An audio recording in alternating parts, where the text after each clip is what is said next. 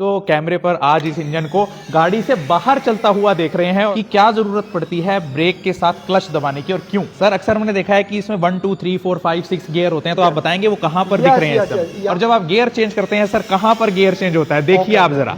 कभी सोचा है तुमने क्यों दबाना पड़ता है तुम्हें क्लच जब तुम दबाते हो ब्रेक? क्या कभी सोचा है क्यों दबाना पड़ता है क्लच गियर चेंज करते हुए?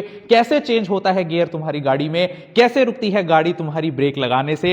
जानेंगे आज, क्योंकि मैं आया हुआ हूं society for Ashok Leyland drivers training institute Garhi Padla Kaithal में, और मेरे साथ हैं राजवीर। और आप इस समय जो असेंबली देख रहे हैं इससे अभी आप अपने कैमरा स्क्रीन पर, जिसमें इंजन है, क्लच असेंबली है, गियर बॉक्स है, प्रोपेलर शाफ्ट है और पहिया हू बहू ये पूरा वो मॉडल जिससे आपकी गाड़ी चलती है या रुकती है। राजवीर जी, क्या ये चलती भी है क्या? तो चलाइए ना प्लीज सर। तो देखिए आप इसको कैमरे पर आज इस इंजन को गाड़ी से बाहर चलता हुआ देख रहे हैं, और राजवीर जी से जानेंगे कि क्या पूरी साइंस है आपके ब्रेक के दौरान क्लच दबाने की। राजवीर जी, मेरा पहला सवाल आपसे ये है कि क्या जरूरत पड़ती है ब्रेक के साथ क्लच दबाने की और क्यों, जी बताएं। तो अभी देख सकते हैं इंजन से पावर हासिल हुआ, क्लच असेंबली से पावर ट्रांसफर होता है गियर बॉक्स में ड्राइवर जरूरत के हिसाब से गियर सेलेक्ट करके देन गाड़ी को मार्च करता है, और गियर बॉक्स से ड्राइव प्रोपेलर शाफ्ट से डिफरेंशियल से हाफ शाफ्ट से ड्रम, देख रहे हो आप घूम रहा है, ड्रम से रिम से टायर, और गाड़ी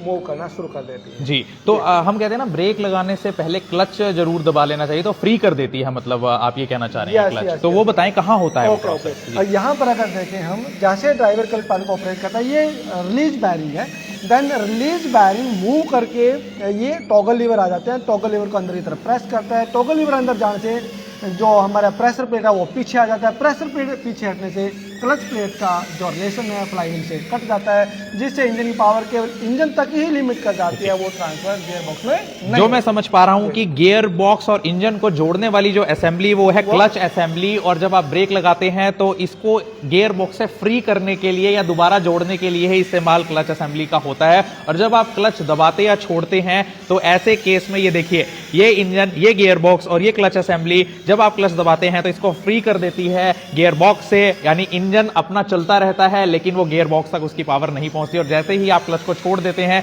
दोबारा से क्लच प्लेट जाकर जुड़ जाती है गियर बॉक्स से। और जब आप गियर चेंज करते हैं सर, कहां पर गियर चेंज होता है, देखिए आप जरा। ड्राइवर गियर लीवर से जैसे गियर को सिलेक्ट करता है, देन ये आता है सिलेक्टर मैकेनिज्म के माध्यम से शिफ्ट स्टार्ट 4 के द्वारा सेलेक्ट किए गए गियर के प्रोजेक्शन के साथ मैच हो जाती है, देन उसी गियर की ड्राइव को प्रोपेलर शाफ्ट के माध्यम से आगे पास होता है। सर अक्सर मैंने देखा है कि इसमें 1 2 3 4 5 6 गियर होते हैं, तो आप बताएंगे वो कहां पर दिख रहे हैं? यहाँ पर देख सकते हो रिवर्स गियर आ जाता है, ये फर्स्ट गियर आ गया, second gear, third gear, fourth gear, fifth gear, then ये आ जाता है सिक्स्थ गियर, जो सबसे स्पीड में चलाती है। तो ये क्या फर्क हो जाता है कि जब हम 6th गियर पे ले जाते हैं तो गाड़ी तेज चलने लगती है, ऐसा क्या साइंस है यहाँ पर? इसमें क्या होता है, जो गियर रेशो होता है टीथ के आधार पर वो तैयार किए गए हैं।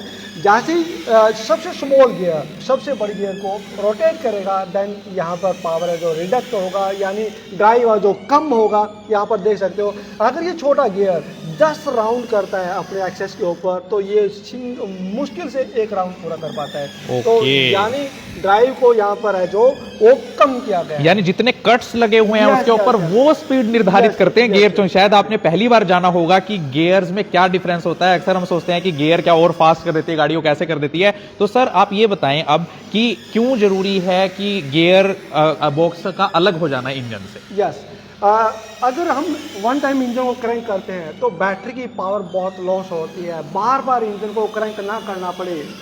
वन टाइम जब इंजन को क्रैंक करते हैं, कंटिन्यू वर्किंग में रहे, तो इस करके क्लच को हम दबा लेते हैं, ब्रेक अप्लाई करते हैं। अगर ब्रेक अप्लाई करने के साथ साथ क्लच को अप्लाई नहीं करते, देन इंजन बार बार शट डाउन होता है। तो आप ये देखिए, प्रोपेलर शाफ्ट जो अल्टीमेटली गियर बॉक्स से आपके इस डिफरेंशियल को जोड़ती है वो प्रोपेलर शाफ्ट है। तो बताएं सर, ब्रेक कहाँ अप्लाई होती है और ब्रेक शूज जरा दिखाएं एक बार।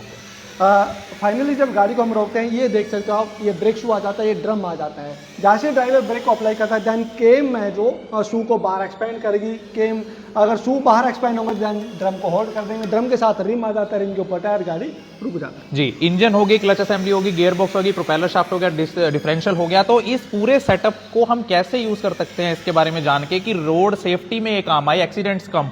यस, बहुत सी चीज़ें हैं जो डिपेंड करती हैं कि ड्राइवर को अगर इसके मेजर कंट्रोल ऑपरेट नहीं करने आते हैं, वो सिर्फ होते हैं। मैं कह सकता हूँ शॉर्ट एग्रीगेशन के अंदर ABCSDR, A for accelerator, B for brake pedal, C for clutch pedal, G for gear lever, S for steering wheel, H for hand brake. अगर प्रॉपर यूज करना नहीं आता, कभी भी गाड़ी अनकंट्रोल होकर के बहुत बड़ा एक्सीडेंट कर सकते हैं। जी, तो कभी भी अगर आप गाड़ी सीख रहे हैं, चाहे वो LMV है लाइट मोटर व्हीकल या HMV है हैवी मोटर व्हीकल, तो आपको गाड़ी की हर एक प्रोसेस के बारे में जानना इसलिए जरूरी है क्योंकि अगर आपको उसके पीछे की साइंस पता होगी, प्रोसेस पता होगी, तो आप रोड सेफ्टी मेजर्स को और अच्छे से इंप्लीमेंट कर सकेंगे अपनी ड्राइविंग स्किल्स में। तो बहुत अच्छे से राजवीर जी आपने समझाया, बहुत बहुत शुक्रिया। तो मुझे लगता है कि अक्सर आपने लेक्चर्स में तो सुना होगा कि कैसे गियर काम करता है, कैसे क्लच काम करता है, कैसे ब्रेक काम करती है, लेकिन लाइव मॉडल से ये बात आप तक पहुंचा देनी, वो भी वर्किंग कंडीशन में। तो आप कभी भी गाड़ी को चलते हुए उसे खोल कर नहीं देख सकते हैं, लेकिन यहां पर हम देख पा रहे हैं। और आज मेरा भी डाउट क्लियर हुआ सर कि कैसे गियर चेंज होने पर स्पीड बढ़ जाती है, क्योंकि जो उसके अंदर के कट्स हैं वो जितने बारीक होंगे उतनी स्पीड। यानी कह सकते हैं स्मॉल गियर अगर लार्ज गियर को मूव कर रहा है देन जो स्पीड है वो रिडक्ट होगी। अगर लार्ज गियर स्मॉल गियर को ड्राइव करता है देन स्पीड तेज होगी। तो इसीलिए यही साइंस है कि पहले से छठे गियर तक या पहले से पांचवें गियर तक आपकी गाड़ी की स्पीड कैसे बढ़ जाती है और रिवर्स गियर में कैसे वो गाड़ी रिवर्स डायरेक्शन में चलने लगती है। तो मुझे लगता है कि इंजन से लेकर पहियों तक की कहानी जो राजवीर जी ने बताई वो आपके लिए बहुत ही रोचक होगी और आपको भी कई जानकारियां आज पहली बार मिली होंगी। मैं doctor Vinay Gupta, society for Ashok Leyland driver training institute Garhipada Kaithal से।